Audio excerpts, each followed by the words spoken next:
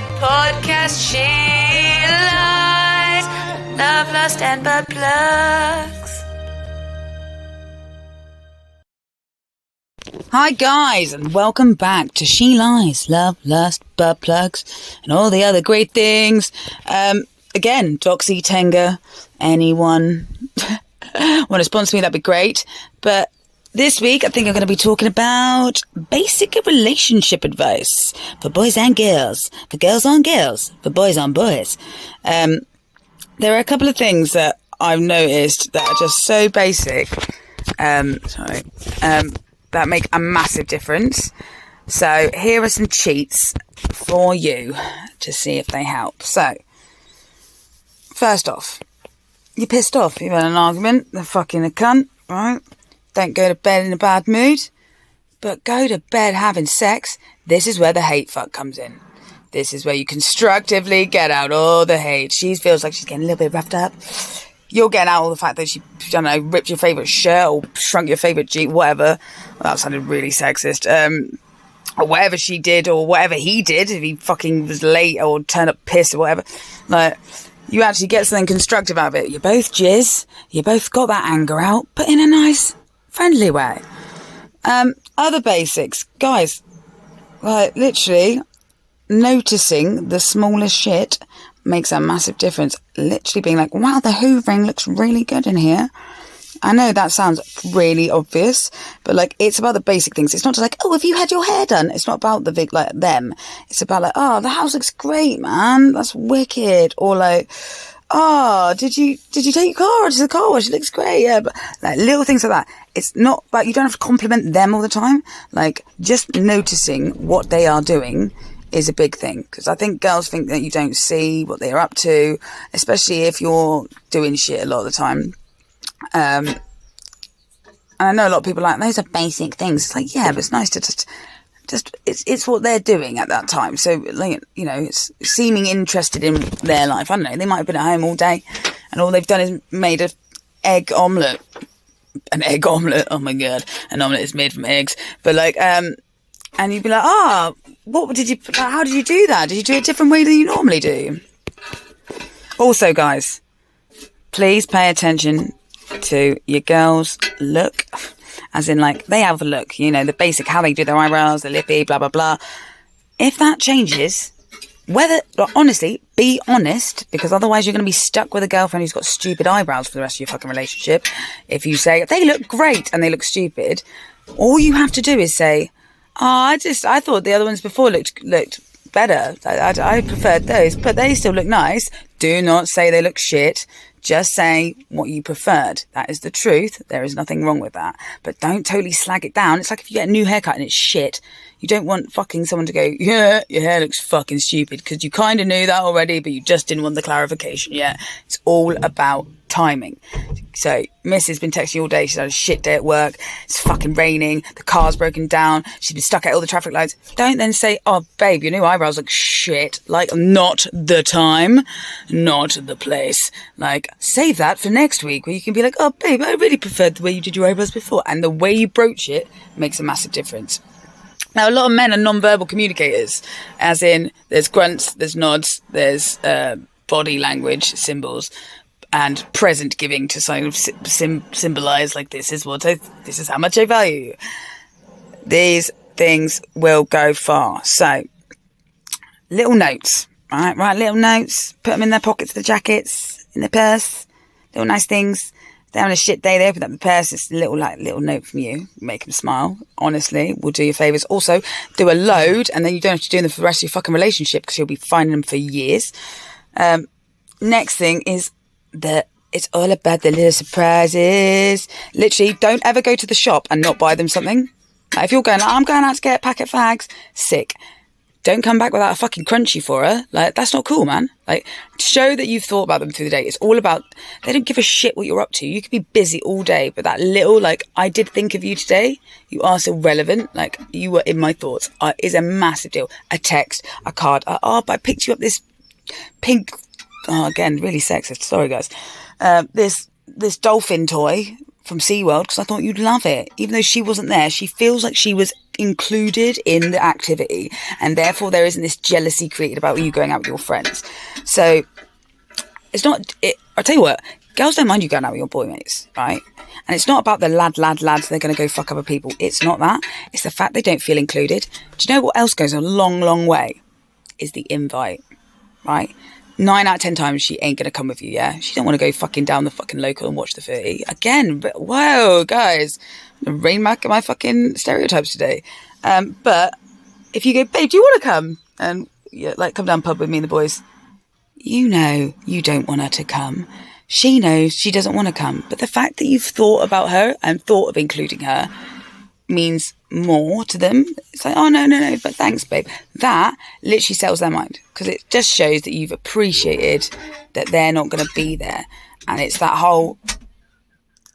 It's not the fact they don't want you going out with the boys. It's a jealousy thing. It's like she sat at home watching fucking the shit film on telly. And you're out having a laugh, and she knows you're out having a laugh, and she sat there like, oh, this is shit. I'm going to be out having a laugh. And then either you get two or one things. You get grumpy misses when you get home pissed because she's pissed off you've had fun, right? Which isn't at you. It's because she could have gone out and had her own fun, yeah, but you didn't invite her, and rah, rah, rah. So it all comes out in this weird negative thing. Or you get a missus who's then overcompensated and is fucking hammered with her girl mates. Like, I can get fucking pissed too. And it's like, oh shit. Then you're in for a night of fucking screaming, wailing emotions and puking over the toilet. So just the invite or the thought of them really counts. Now, girls, with your boys, yeah. Boys do appreciate a bunch of flowers. I have a friend who... He's a big fucking softie, and I know a few people know who this is, but he was like, I'd love someone to buy me a bunch of flowers. It's like little things like that. Like a plant, a flower. Like, again, it's the thought.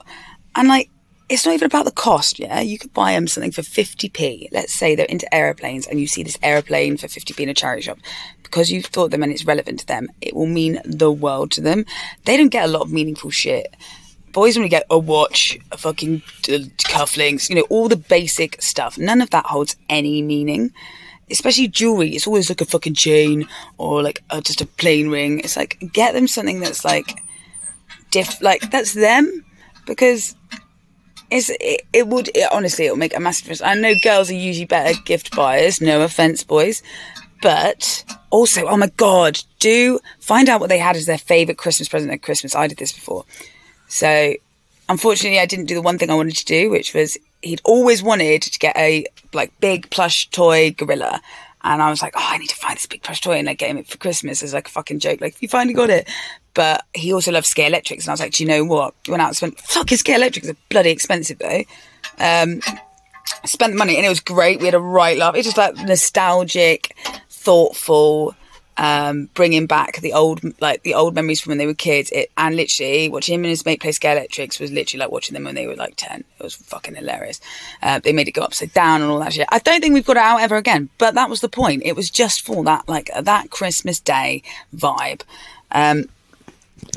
So now also with gift giving, guys, you always ask the girl's best mate. Now there's nothing wrong with this, and usually the girl's best mate, they are really close. And yes, usually you would think they are the one to go to. But they're going to know it's not from you. And it's from fucking Chelsea. She's definitely helped him with this. And there's no thought. And like, that ain't cool. And also, if you get caught texting your boy, like between, like, and it's kind of secretive because it's about birthday thing, it can look fucking suspicious as fuck. So you don't give them fucking paranoia before the day. Go to their guy mate. Their closest guy mate. Gay, straight, whatever, doesn't matter. But it'll be more of a blokey-ish present. And with the right angle. Because also, Chelsea doesn't actually know what fucking Barb wants. You know what I mean? Barb actually is just saying to Chelsea, yeah, I'd love the new fucking wine cooler. She actually doesn't want a fucking wine cooler. She wants a fucking new pair, whatever. So that is highly recommended, because if the gift looks like it hasn't been thought of, it's a killer. They're like, you plainly just asked Chelsea to help you with buying this gift. Like, the girls would prefer you to give them a handmade card, right, than a Rolex watch that they don't want. Honestly, 100%. And I really do think... Now, I am a serial hoarder. I I've collected everything from when I was 15, pretty much, as you saw from my 100 likes post. Me and my best mate, she made me a card for my birthday, I think it was, and some of those comments are still fucking hilarious. I've still got that. I've got so much stuff. I've kept so much stuff. I think girls do like cling on to memories, but it's not in a bad way. It's because if you can relive the memory in a positive way, even if the relationship was shit, but you had a couple of good times, I don't know, you always went down the park and played football with him, right? And that's always been a nice thing. And if they then go, every year they go, let's have a kick about, right? It makes the whole shit of the relationship not as bad.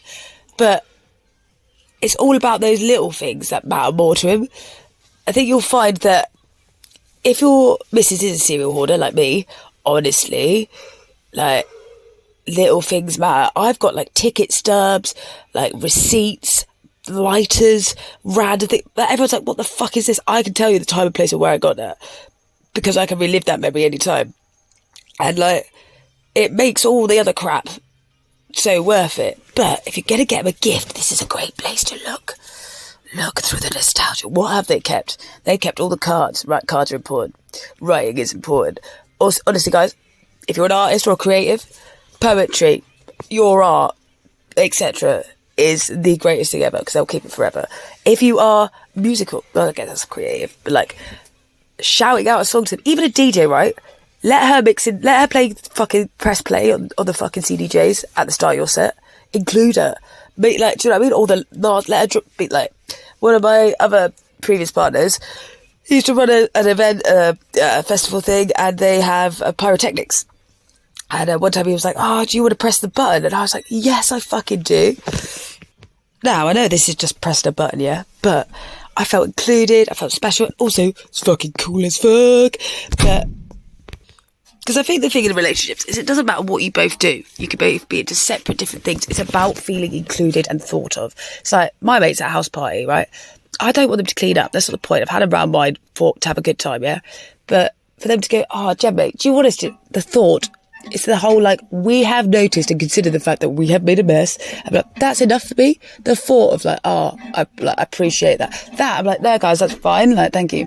It really annoys me when people not even offer or just, like, don't appreciate the efforts, like, or the fact that, yeah, you might, like, for example, it might not be your thing today, but it might be tomorrow. Variety is key, as said before in the porn one.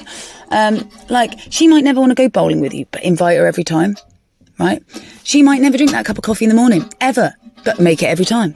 Because it's that whole, they thought of me first thing. Because by doing that, you exist in their world.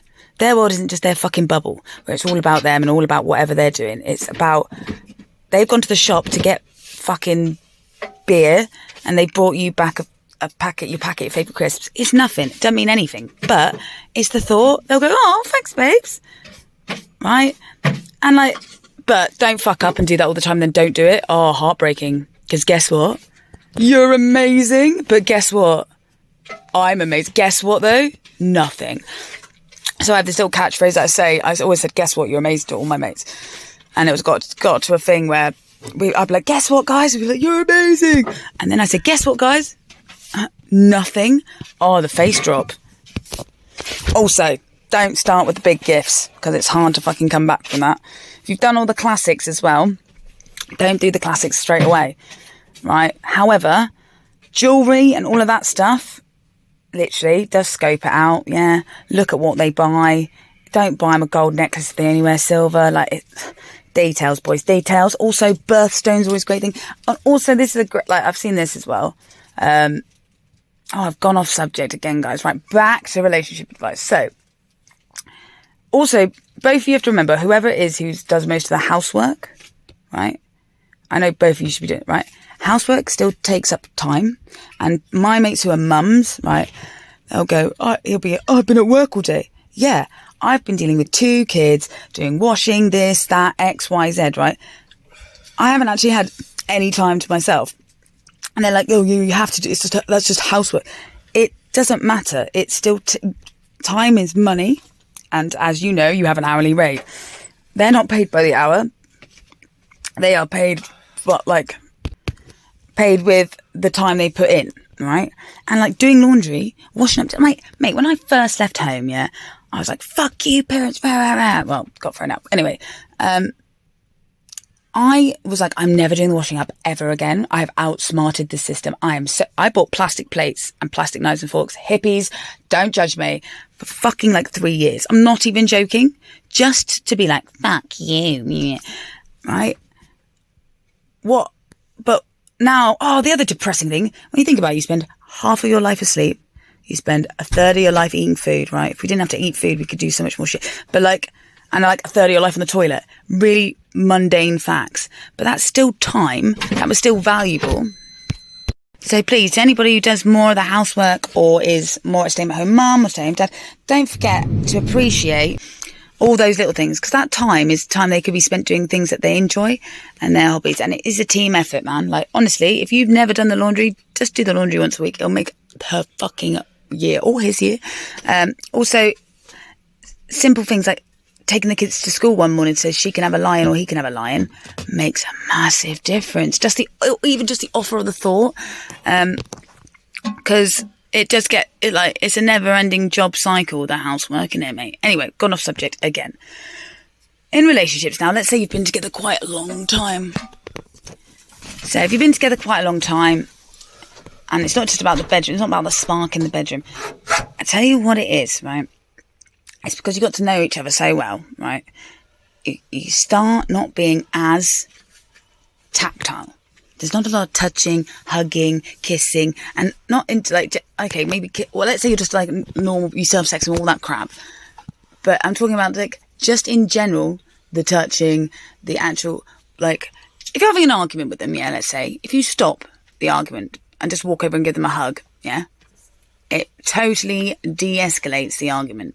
Because there's that, like, because you're disconnected the more, so, and I think as time goes on, you disconnect more by not being as tactile. So I think it's really important to make sure you have cuddles on the sofa, you grab their hand when you're walking down the street, you still, like, and like, just those little things. And same with like guys are really tactile as well. Like, just giving them a hug, giving them a kiss before they leave, because it's a massive thing for people who've been together a long time. And I think you start to forget what the little things that you used to love about them, you start to resent. Now, the magic thing here is to not resent them. It's to make them into a fucking joke. It's like, oh, you've parked the car in the wrong place again, Jeff. Could you get your glasses checked? Instead of being like, fuck's sake, Jeff. Like, it can be more of a, if you approach it with humour with guys, it kind of goes into their brain a bit more, I think. And as time goes on, these little resentments start to niggle at you. So compromise, find a middle ground, right? He likes to park on the left. Just make sure you're home 5 minutes earlier so you can park there. Or no, but like, don't start a war either, guys. Fucking hell. And don't use the sex or dating or kids as a weapon. It's just not the way to do relationships, is it? Don't go, I'm not going to fuck you this week. What on earth is wrong with you? The only thing you want to do is fuck that person or make that person, like, that's the whole point. Like, don't use kids as a weapon. Like, to anyone who's struggling with their relationships with spouses or exes, by the way, with kids involved, one of my best mates told me this advice, I'll never forget it. And you're doing really well with your kid, because his dad was a bit of a douchebag. And I went, God, you're still letting us see him, and you don't really badmouth him. And, I said, that's really like moral high ground. She went, no. She went, she's my kid. She went, but she's 13. She'll realise he's a cunt. Like, I won't have to tell her. She's smart enough. She'll realise it on her own. But I'm not going to take away from her childhood and take away those special moments that every kid has. And I was like, that's seriously mature. Now, I know most people, they might be like, well, he did right. Yeah, but he hasn't done that to the kid. Don't take away those moments, that time, right, by weaponising the child, especially when you're like, you're not going to see him. I know, okay, let's talk about normal, you just split up, there's no abuse or anything else or whatever. You want them to make sure they have time with their kid. And by not weaponising it, it also shows the maturity of relationship. Like, you can be mates. You love them at one point. You don't have to be a cunt to the dad of your kid. He also gave you the thing that you love the most in the world. So you have to appreciate, don't weaponize those things, because your weapon will unfortunately be used against you in a way where it's never good. For example, you start using sex as a weapon, then they feel rejected, then they won't want to fuck you, then you feel like you're rejected, then you get low self-esteem, then it's a whole revolving cycle of like. However, short-term relationships, best advice I can give you, guys and girls, 3 months. You've got to fuck them for at least 3 months before you even start saying or seeing each other or whatever. People can pretend and be the fantasy you want. My ex used to annoy me because he read books. I don't read books. My missus used to do this thing when she sleeps. I never do that when I sleep. Yeah, they'll say whatever they want to get through the fucking front door. Girls can't maintain the non-crazy for more than 3 months. The crazy starts to slip out. The stalking at your work, the fucking whatever. And with guys, they can't maintain the lies that they've told you. Like, I definitely go to the gym every week or whatever. They definitely don't. You know what I mean? They can't maintain it. 3 months. 3 to 6 months. Because then you're like, right, like you've got the scope of it and you haven't really lost anything if it does like cut out. But girls cannot hold down not being crazy. They literally can't. It's like the 3 month, like, the banshee comes out. The best advice I can give people to see, like, also to be able to detach sex and right, you can fuck anyone, guys, right? But is he cooking you dinner? He hasn't got to cook someone else dinner. He's put time and energy and thought into that for you. That's special. Anyone can get fucking hard on. Like, it's not like amazing. So it's seeing past if you're just getting into a relationship with someone like, oh, he's talking to, and like, don't be threatened by their ex. What is the threat? There ain't no threat. They're probably going to get on, but be aware that that person was important to them. They should be important to you. Like, don't just be like, she's a bitch. Yeah. The guy is going to tell you that because he's been wounded, right? And that's the main way of getting over things, isn't it? You pat your mate on the back and you go, yeah, she was, yeah, she was, blah, blah, blah. But they were important to them at one point. So by calling your ex a cunt, you're calling yourself a cunt. Because, what, you were a cunt today, a cunt, weren't you then? So guys, as I've said before, it's all about the little things. So, a home-cooked dinner, running them a bath if they're coming back from work, just a little foot rub on the sofa. It's all about the little things that really count and make a massive difference. Like, even booking them in for a massage, or, oh mate, tell you what, it's amazing, is doing something for them. So if they're an organiser, right, they always get everything done. If you actually take over and do it for them for once, unless you're absolutely fucking useless, don't do that then, guys. What I mean is, like, it's so nice to take the weight off your shoulders. As a mother hen myself, sometimes you're like, I just don't want to fucking mother hen today. I just want to get fucked up. I have a chill time with my friends. But now I'm sat with Darren talking about fucking his ex-girlfriend and we're crying and it's a Saturday night and there's a rig playing. Do you know what I mean? Like, we can do this on a Tuesday over a cup of tea, mate. Like, don't need to be doing this now. Like, and in some situations, it's just nice for one of my mates to come over and go, Jim, I'll take over. I've got a crew of good girl mates. There's about 3 of us who always make sure our crew are sorted. As in, one of my mates was up on a train the other day, and she was like, "Oh, you need to see this situation, Jim. I've got shit to do." And I was like, "Cool, no problems, mate." So she passed it over to me. Which is really, well, it's nice to have a group of girl mates where we can do that, or give each other a heads up, like, oh, fucking John's feeling shit at the minute. Should I see him? Like, yeah. She'll be like, well, I'll go around to see him on Thursday. And I'm like, sound, I'm going to see him on Tuesday. It's like, sound. Right? That ain't bitching or gossiping. That's looking out for your crew. If you know someone's having a hard time, make the other people aware, like, as in, don't go around and be like, I heard you're having a hard time. Be like, just drop in and see him, just on the off chance, like, just hang with your mate. It'll mean the world to me. It's like dropping a smile to a stranger on the street. Costs you nothing. It could mean the world to somebody else. Now also, guys, I'm going to offer my services, as in, if you've got a missus who's really picky, or there's a real special anniversary coming up, or girls, to you as well. If you've got a boyfriend who has everything, you can't think of what to get him, drop me an email. It's liesidon'tcare@gmail.com, and I will find you the perfect gift, because I love buying presents. One of my exes was a graffiti artist, and I bought him a solid silver Montana spray cap necklace, and he's not a jewelry wearer and he fucking loves it. I did a similar thing for another one of my exes. It was just he had a nickname, and I got him a symbol of the nickname and a necklace, gold plated one, and literally other things, girls, that's really good for guys. So let's say your boyfriend's a graffiti artist like my ex. Now, I'm shit at graffiti. I can't fucking spray paint for Adam. But if I went out and spray painted his name somewhere and did a little mural to him, I know that would mean the world to him, because I've shown an interest in what they do. Let's say your boyfriend's a fucking carpenter. Try and fucking build him a table. It will be shit. He will laugh at you. But it's that thought and appreciation of the work that he does and showing an interest in what they do. You don't have to fucking know everything about it or become like a carbon copy of them. But little bits of interest, like... Or also, great for role play in the bedroom. Your carpenter, plumbers, electricians, Royal Mail servicemen, anyone with a uniform. Switch that up on the fucking anniversary. Use their uniform for them. They'll put it on for work. It'll never be the same again. Now, also, actually making time for each other is massively important. If you both work or if you have kids or whatever, I think it's highly important.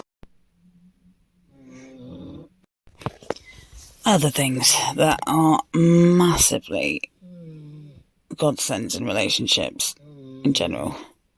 Let's say Sarah, his best girl mate, is a cunt. You hate her. Mate, just honestly, it causes them more stress and anxiety when you ain't getting on, and they can never relax and have a good time. Just fake it. Like all the orgasms you have before.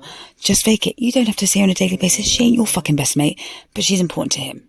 And because she's important to him, she must be alright at some point, or whatever. Honestly, fake it like the orgasms and keep on going. And same with you guys. If you got her best guy mate, Tom, and he's fucking, I don't know, he irritates the shit out of you, just get on with this. Don't cause grief. So stressful, and that's not just catering. I'm saying if they're important to your partner, they must be important for a reason. And just having no beef with our parents as well. Fucking just smile and wave, guys. You only have to see them a couple of times a year, and you're never going to beat the parents.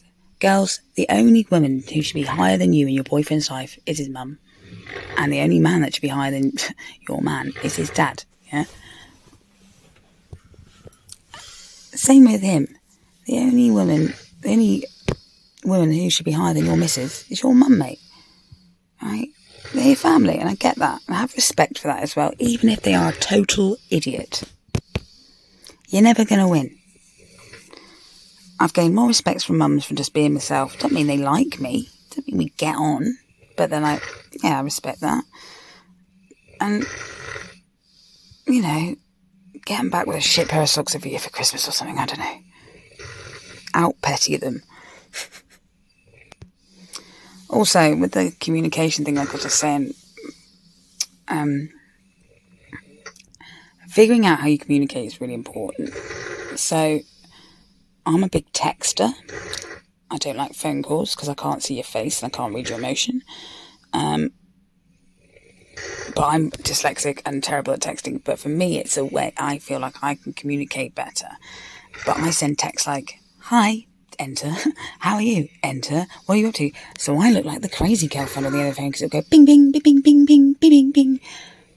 Drove my ex is mad. Like, can you please stop doing that? It's like a fucking... It's just it's a compulsive. I can't stop doing it. But when I tried and he'd noticed me do these bigger messages and trying, he'd be like, really appreciate that, thank you. So if you ask them to communicate in a certain way, it's all about the positive reinforcement. You need to feed that back with positive reinforcement. Because telling someone they're shit at something, or that's not good enough, never going to work.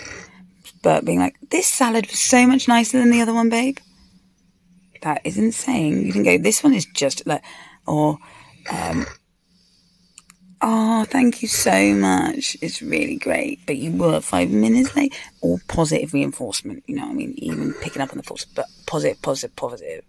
you get a far better reaction, even if it's like buying them a fucking crunchy afterwards. I don't know why I've got an obsession with crunchies right now.